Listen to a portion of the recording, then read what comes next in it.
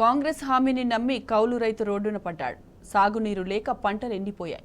పెట్టిన పెట్టుబడి వచ్చే పరిస్థితి లేదు. అయినా భూ యజమానికి కౌలు చెల్లించాల్సిన దుస్థితి.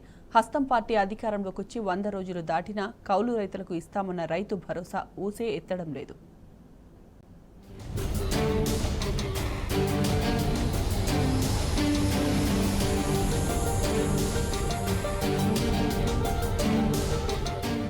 తెలంగాణలో నిన్న మొన్నటి వరకు రైతే రాజు. 10 ఏళ్లలో పెరిగిన సాగునీటి లభ్యత, ప్రభుత్వ ప్రోత్సాహంతో సాగు విస్తీర్ణం భారీగా పెరిగింది. రాష్ట్ర ప్రభుత్వమే కల్లాలకు వద్దకు వచ్చి పంటకు కాంటా వేయడంతో రైతులు కూర్చున్న చోటే రాజుల్లా పైసలు లెక్కబెట్టుకున్నారు. కానీ గత 3 నెలల్లో అన్నదాతల పరిస్థితి ఒక్కసారిగా తలకిందులైంది. భూ యజమానులుగా ఉన్న రైతుల పరిస్థితులే ఇలా ఉంటే కౌలు రైతుల పరిస్థితి మరింత దయనీయంగా మారింది. సాగునీటి కొరత ఒకవైపు, అకాల వర్షాలు మరోవైపు పంటను ధ్వంసం చేశాయి. దీంతో 20 లక్షల మంది కౌలు రైతుల పరిస్థితి అగమ్య గోచరంగా మారింది. పెట్టుబడి కోసం చేసిన అప్పు వారికి నిద్రలేని రాత్రుని తెచ్చిపెడుతున్నది.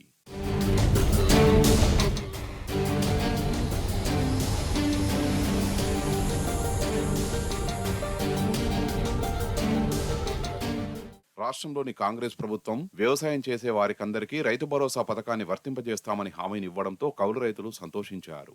కానీ 4-5 నెలలు దాటుతున్నా రైతు భరోసాపై అతిగతి లేదు. కరీంనగర్ జిల్లాకు చెందిన ఓ కౌలు రైతు 10 ఎకరాలను కౌలుకు తీసుకున్నాడు. ఎకరానికి 20,000 రూపాయల చొప్పున చెల్లిస్తానని భూయజమానితో ఒప్పందం చేసుకున్నాడు. నిరుడు లాభాలు బాగానే ఉండడంతో ఈసారి వరి వేశాడు. ఇందుకోసం ఎకరానికి 40,000 రూపాయలు పెట్టుబడి పెట్టాడు. కానీ కావాల్సినంత సాగునీరు సరఫరా లేకపోవడంతో పంటంతా ఎండిపోయింది.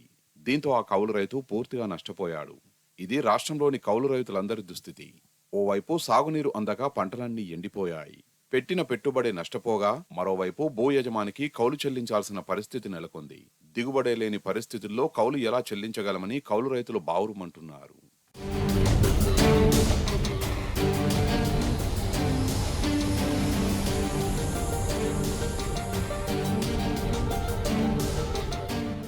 రాష్ట్రంలో నెలకొన్న కరువు నేపథ్యంలో కౌలు రైతుల పరిస్థితి దయనీయంగా మారిందని రైతు స్వరాజ్య వేదిక రాష్ట్ర కమిటీ అన్నది.